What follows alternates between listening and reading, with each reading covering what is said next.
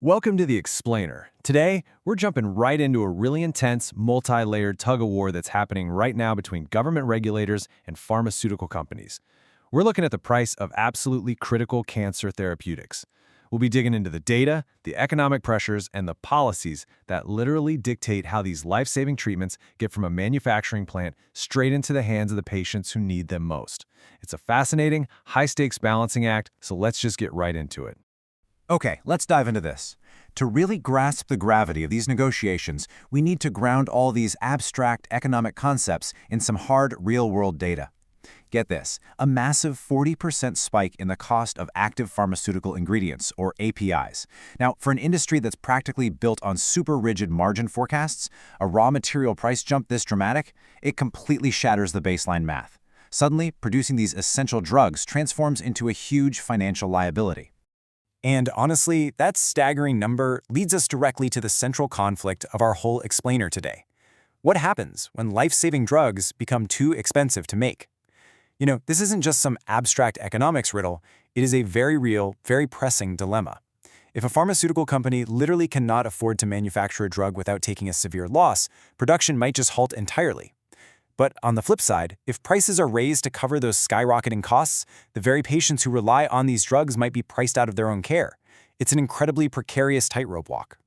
Section 1. The cost of care. The stakes for cancer patients. So to understand what's on the table here, we're focusing specifically on essential first-line chemotherapies and targeted oncology drugs. Because these therapeutics are highly specific, market demand is completely inelastic. What does that mean? Well, it means patients can't just opt out, right? Or just choose a cheaper generic alternative. And that makes pricing them incredibly volatile. The continuous availability of these exact formulations is an absolute structural necessity. And honestly, that is exactly why both the government and the drug manufacturers are locked in such intense discussions right now. Now, what's really interesting here is the stark contrast in the numbers. A standard first-line chemotherapy vial is currently capped at $15, but manufacturers are pushing for a proposed hike to $25. Meanwhile, targeted oncology courses currently sit at $120, with the proposed jump up to $180. Now, on an individual level, a $10 or $60 hike might seem kind of manageable to some, but think about it. When you multiply that by millions of patients and factor in continuous recurring treatment cycles, that financial burden scales up astronomically. Section 2. Why Pharma wants hikes. The economic drivers.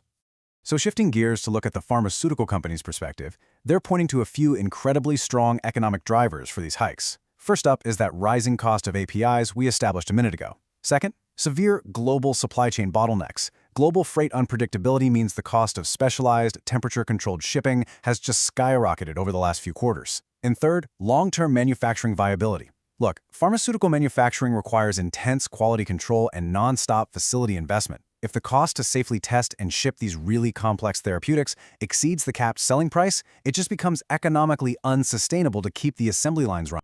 So what we're seeing is a direct clash. It's this massive tug-of-war between the cold, hard economic realities of industrial manufacturing on one side and the societal imperative of healthcare accessibility on the other. It's really not about greed versus charity. It's a super complex clash of viability and access. If either side pulls too hard, the entire supply system just snaps. Section 3. Regulators defending patient access, maintaining the cap. Now, let's pivot to the regulatory perspective. The regulatory body's core argument is built on a strict mandate to maintain price ceilings to guarantee accessibility. Basically, regulators are acting as the shield for the general public. They have a fundamental duty to ensure public health equity, and they argue that plunging everyday patients into insurmountable medical debt just to cover supply chain inefficiencies is, well, simply not an option. And this brilliantly illustrates exactly how far apart the two sides actually are at the negotiation table. The gap is frankly massive. Pharmaceutical companies are demanding 35% hikes to offset their compounded losses, while regulators are holding firm on a strict 10% ceiling. Bridging that 25% chasm, that represents millions of dollars, incredibly complex audits, and a tremendous amount of boardroom friction. Section 4. Inside the negotiations. Finding a compromise. Let's take a second to really listen to the reality of these boardroom discussions. Quote, "We cannot manufacture at a systemic loss, but our patients cannot survive without continuous access. A middle ground isn't just desired, it is structurally essential." End quote. You see, the deadlock isn't about the ultimate goal here. Everyone absolutely agrees that the life-saving drugs must flow.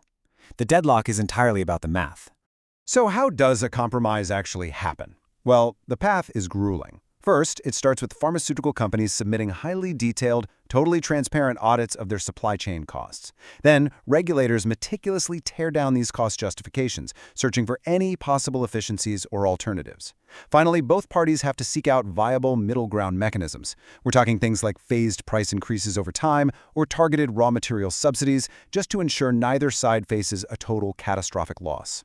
Section 5. What happens next? The bottom line for patients. So the crucial point is, when does this actually hit the real world? Following the projected timeline, we move from those Q1 deadlocks into heavy Q2 regulatory audits. But Q3 and Q4, those are the real inflection points.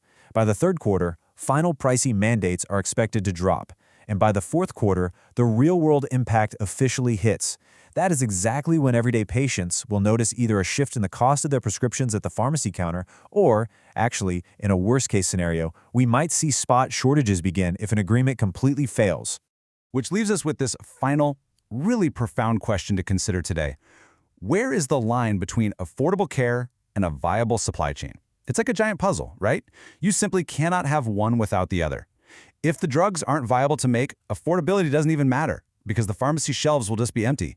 But if they are viable to make, but way too expensive to buy, well, they might as well not exist for the people who need them.